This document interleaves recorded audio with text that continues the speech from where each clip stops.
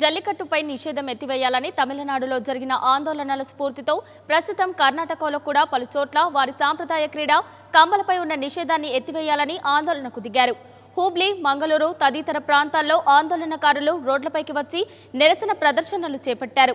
పేటపై నిషేధం విధించాలని, ఆట నిర్వహణకు అనుమతి ఇవ్వాలని ప్లకార్డులు పట్టుకొని డిమాండ్ చేశారు.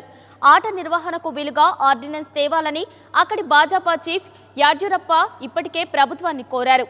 కమ్మల కర్ణాటక సాంప్రదాయ క్రీడ అని తెలిపారు. దీని నిర్వహణకు ప్రభుత్వం మద్దతు ఉంటుందని, ఆర్డినెన్స్ తెచ్చేందుకు ప్రభుత్వం కృషి చేస్తుందని సీఎం సిద్ధరామయ్య వెల్లడించారు.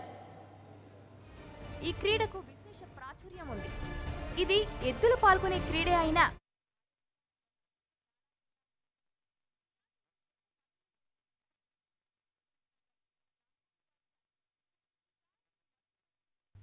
For more updates, please subscribe 99 TV Telugu.